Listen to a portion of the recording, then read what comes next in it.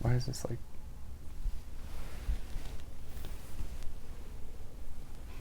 What the heck?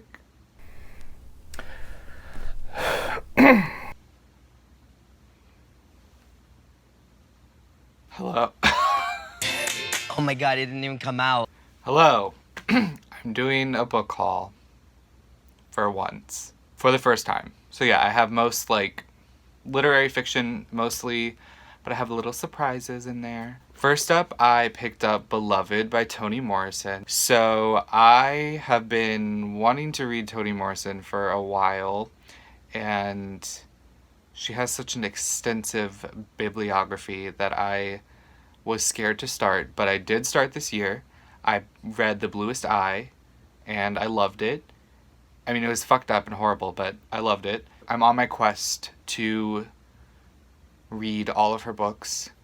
So I picked this up because this was one of the ones I needed. So Beloved is the story of a former slave being haunted by her past and her baby. I'm not sure. I really didn't look into what these mostly are about. So yeah. I'll definitely be reading this at some point. Next, I have a classic, Miss Virginia Woolf, To the Lighthouse. I have not read Virginia Woolf yet.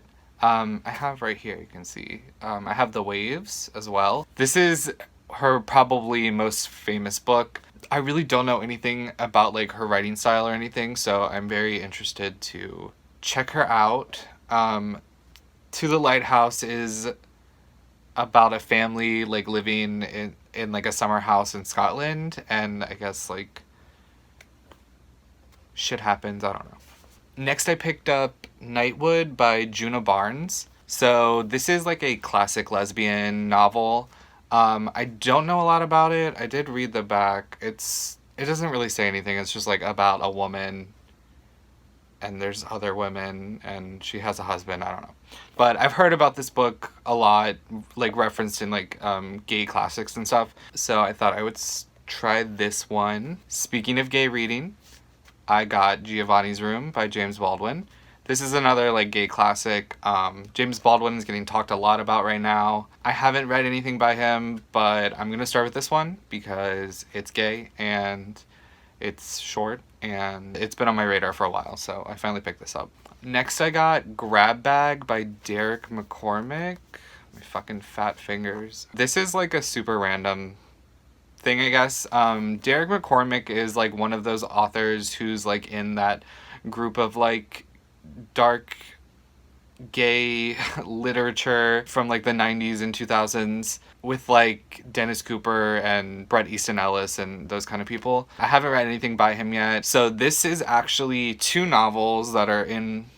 It's a conglomeration. One is about... it's about a gay teenager who's looking for love in the 50s. And the other one is gay, but it's set in the Great Depression. I don't know. This book also is a part of the Little House on the Bowery collection, which is a collection curated by Dennis Cooper, of I think it's 11 books that, I don't know, he just thought were good, I guess. So one of my all-time favorite books is in that collection, which I will talk about in a later video. So I decided I'm going to try to read more from that collection, so I'm going to start with this one.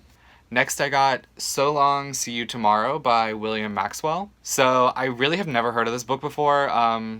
I picked it up because it just sounded like something I would be interested in. It just sounds really kind of literary farm murder stuff, which I love, so and it's also really short. So next I picked up Dog War by Anthony C. Winkler. This is a 2000s novel. It's Jamaican. It's about a Jamaican woman who has lived her best life as a Christian Jamaican woman, and she is really set in her ways.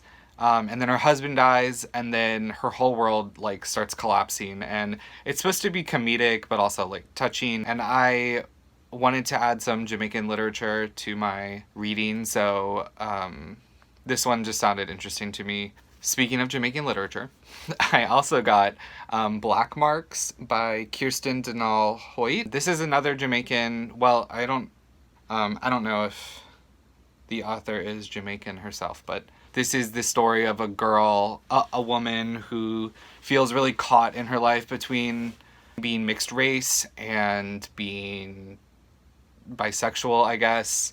And it's really just about her finding her identity. So I don't like really read a lot of like single character kind of studies books like this. So I don't know, this one just grabbed my attention and I am interested to read it. Next I got Drive Your Plow Over the Bones of the Dead by Olga Tokarczuk. This is a fairy tale-esque like mystery literary thriller. This was, there's like a sticker. What does it say? Oh, yeah. It won the Nobel Prize in Literature. Well, she did.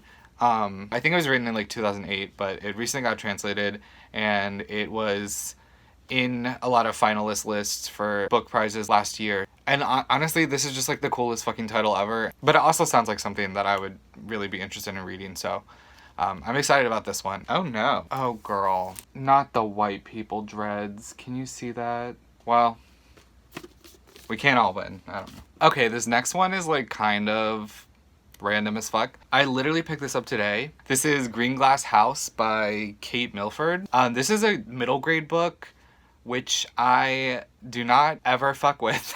I really am not interested in middle grade or young adult stuff at all, really. I have a couple.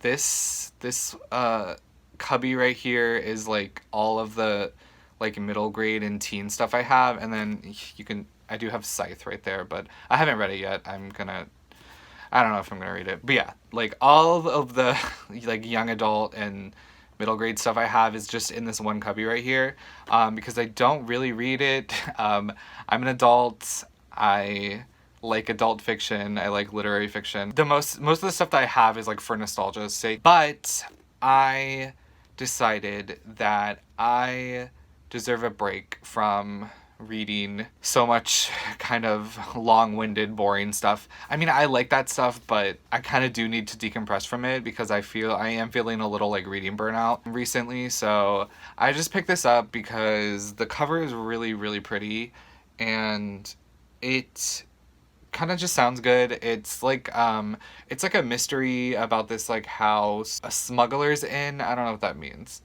Just looking at it, it really reminded me of like a series of unfortunate events, which is like, you know, we all love that. Like specifically these like illustrations at the front of like the chapters, like this really gave me Lemony Snicket vibes, and I just really wanted to read something like fun and cute, so I'll probably read this soon. It won an award for the Edgar Award for Best Juvenile Mystery, which is what I was, a juvenile mystery. Okay. So I also got Mother Night by Kurt Vonnegut. I don't know if I fuck with Kurt Vonnegut.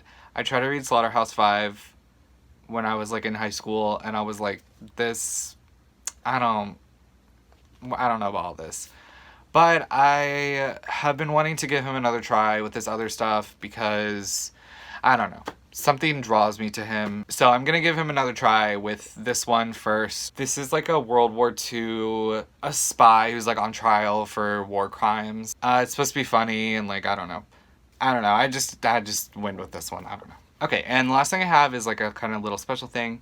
So I did get the Flowers of Evil Easton Press edition. Flowers of Evil is a poem collection by Charles Baudelaire, who's a French poet. And I don't really fuck with poetry that much. I do fuck with like classic poetry and stuff like this. It's like obscure, but also a classic. I do have like this, it's like right behind me. I do have like this other edition of it that's like super tiny and just like nothing. But I came across this and I was like, you know what? I would enjoy having this. So this is my third Easton Press book that I have. I'm not like super interested in like collecting them or anything. I mean, they're nice, but whatever. But this is the third one I have. I have the Scarlet Letter as well, which is right there.